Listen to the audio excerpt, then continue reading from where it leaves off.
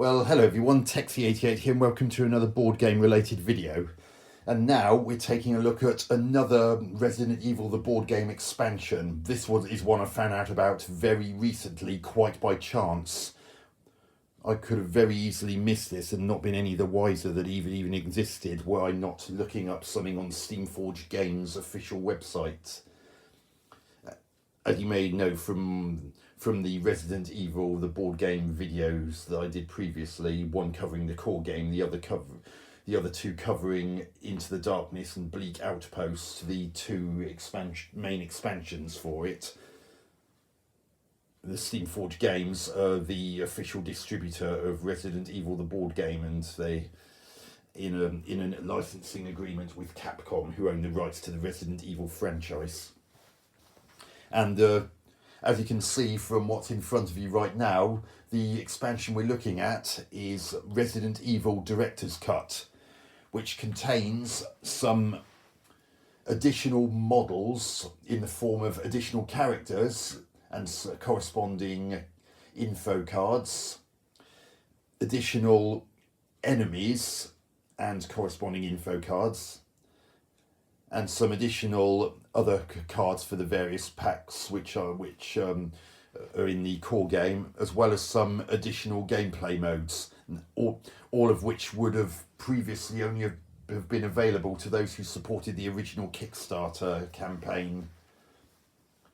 But I found out quite by chance that this pack was now available for people who didn't support the original crowdfunding campaign, although it is strictly limited in quantity. So if you did want to get it, I strongly suggest you get it sooner rather than later, because from what Steamforged Games has said, this is in limited numbers and I can't imagine it not selling out very quickly.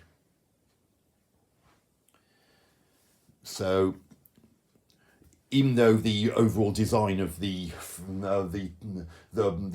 outer box, including the logo and everything, is very different to how it looked on the previous three boxes, don't let that put you off. This absolutely is connected to the Resident Evil the board game that I've covered previously. So let's have a look at the bottom of the box. You don't really get a preview of its contents the way you did on the previous three boxes, which is a bit of a shame, but it's got all the usual info. And here's the other thing confirming that this is an expansion, core game required, and all these logos are absolutely identical to what we saw on the previous three boxes.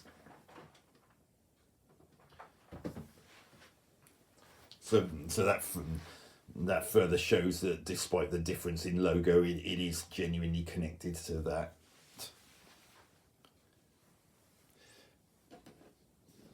And it still retains the ability for 1 to 4 players to use this, just as it did on the previous three boxes I covered.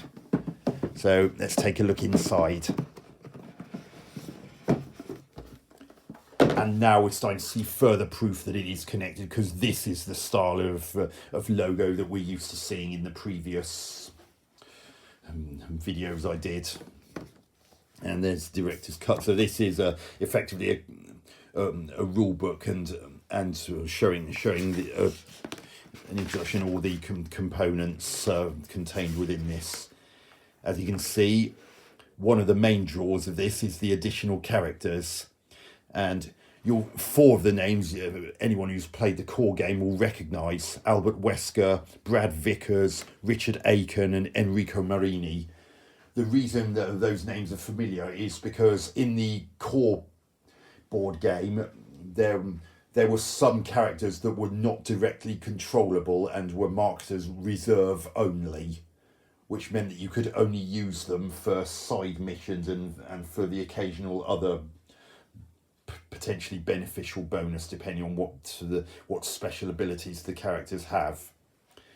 With this, you'll be able to genuinely control those characters the way you could control Jill, Chris, Barry or Rebecca normally. and there are also four other characters which you wouldn't have had access to at all had you not had this expansion. Kenneth J. Sullivan, Forrest Spire, Joseph Frost, and Edward Dewey. And because they're now controllable, if you wanted to do just a scenario, even just one scenario or the campaign, you now have all these characters to choose from, as well as the original four. But the good news doesn't end there. All of these characters, as well as the original four, have advanced versions of themselves, and there are corresponding info cards for their advanced versions.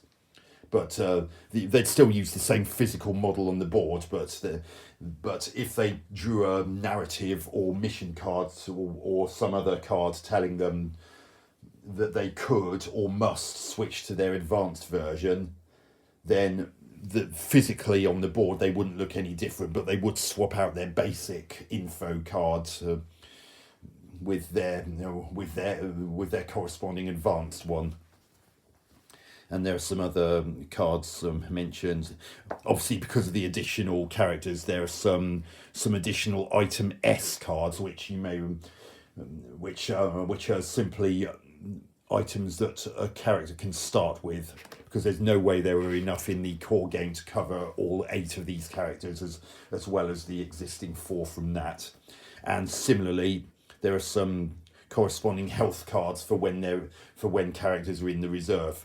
Again, there are not nearly enough of those in the core game to cover the additional 8 characters in this, because obviously even if you do have access to all these characters later on by rescuing them or doing a campaign or whatever, there's always going to be some of them in the reserve, unless you've got enough players to cover them. You can never have more than 4 people playing at once. If there were 5 or more characters to pick from, you would end up with some of them having to remain in the reserve. But at least now these characters are no longer. But at least now the 4 characters mentioned in the core game are no longer reserve only, as in Wesker, Vickers, Aiken, and Marini. And we've also got some new enemies, as well as a dedicated Crimson Head prototype model. Anyone who's played the core game will know that there's one mission that involves one scenario that involves a Crimson Head prototype.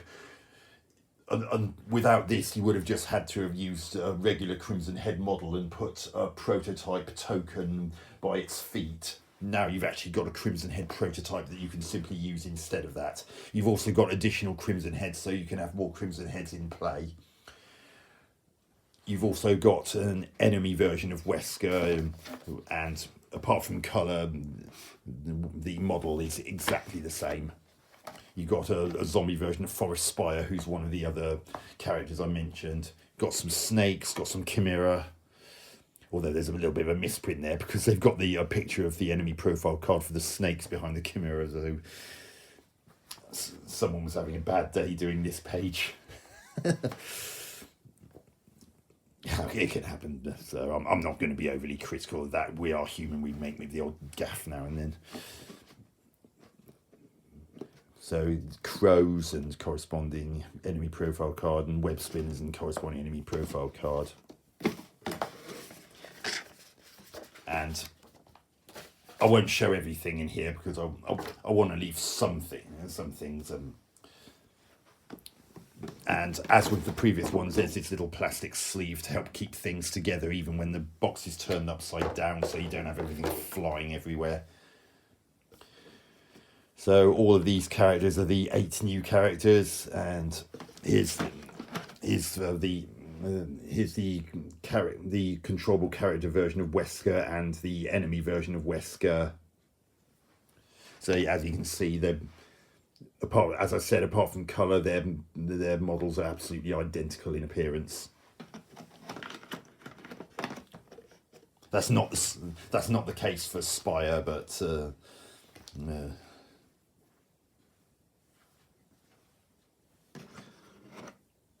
Here's the one for Spire, who only the face would help you know which one was which, but.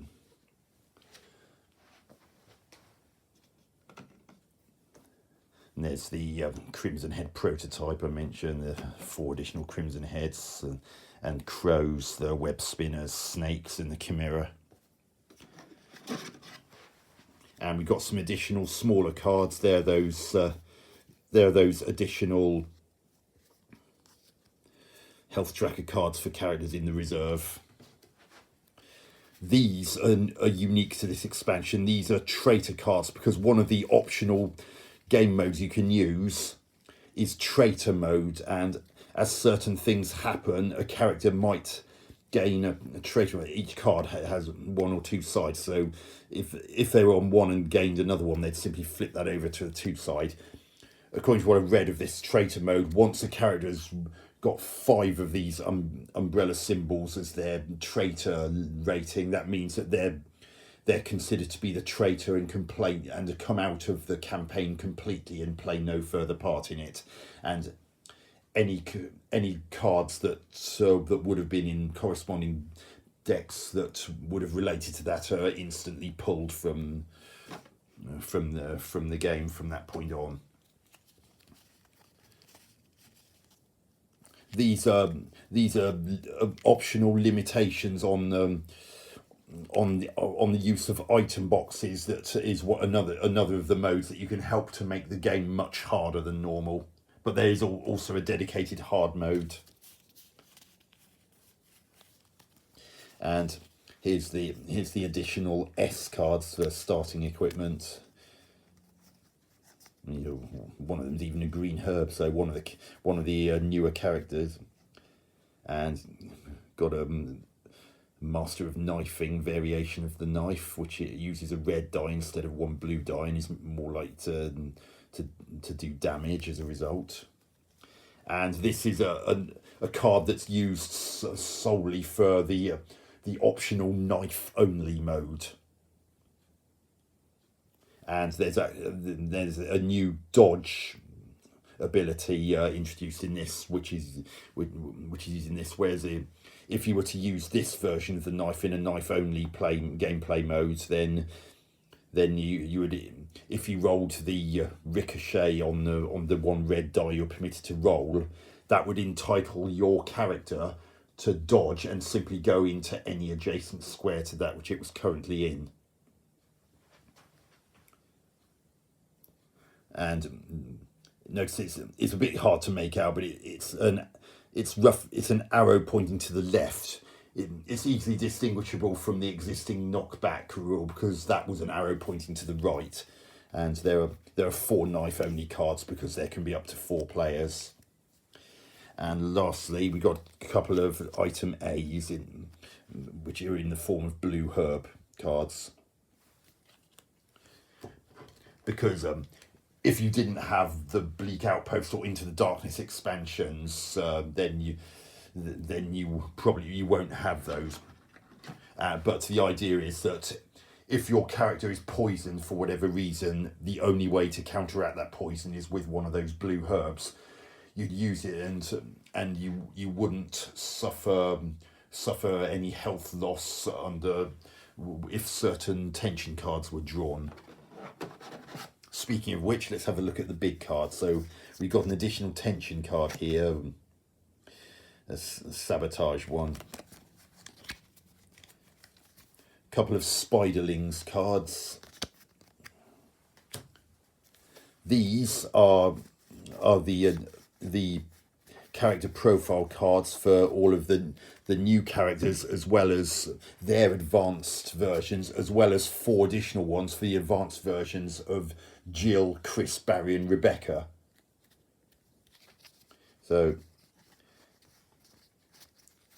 here they are, and as before, they show what they would normally start with in regular mode.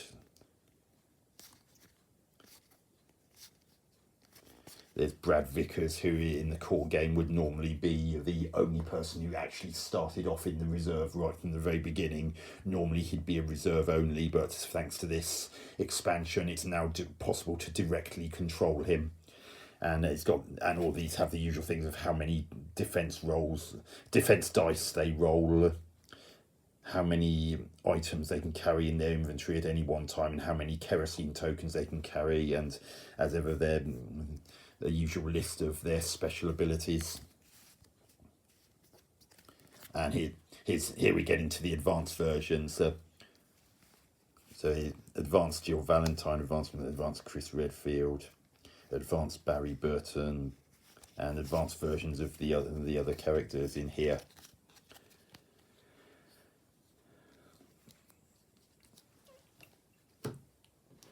And there are also some additional narrative cards that you can shuffle into the pack. Some of them have numbers in the bottom right corner. You'd only shuffle those in if you were specifically told to do so, just as per the usual rules. You've got some additional mission cards here.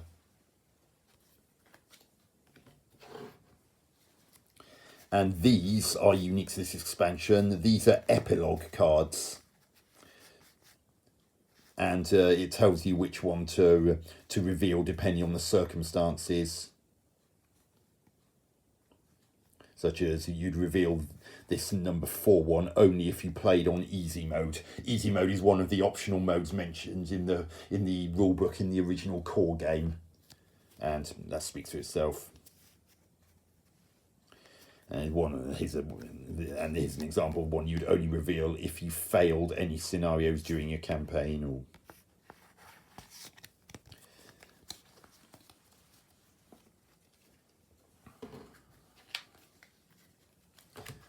And these are the additional profiles for the new enemies in this expansion. Usual things on them: their threat level, how far they move when it's their activation, and how many health points they have, and their basic attack and any other attacks they might do depending on what symbol's at the bottom of the most recently turned over tension card, just as per the usual rules. And any special rules or abilities they have are listed here, just like on the other ones that we're used to. And here's a set of new encounter cards.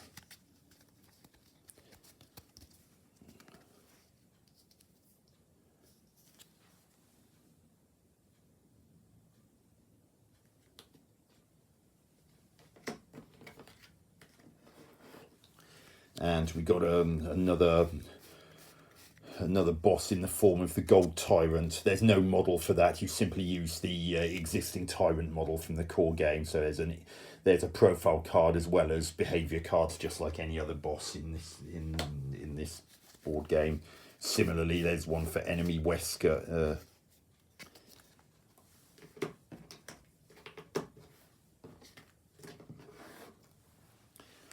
And the only thing left now are these special encounter cards that are reserved for another gameplay mode in this that's solely for solo players. A battle game where you have a small map and you try and defeat as many monsters as possible before the tension card pack runs out. If you succeed, you get a specific number of points for the different types of enemy that you killed, and you're just trying to get as many points as you can. And if you are killed or knocked out at any point during the battle mode, the battle game, then you won't get any points. So pressure's on.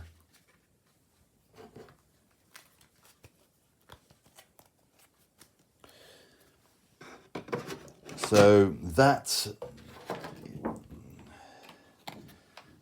those are the contents of the expansion pack known as Resident Evil Director's Cut. I've not yet had at the time of recording this video, I've not yet had the chance to actually try anything out, but I am tempted to try out just the battle mode and see what it's like to use the new characters that were previously unavailable, or in some cases were previously not controllable.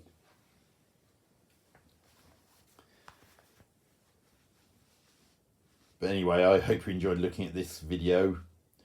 Hope to catch you on another one soon. Texie88 out.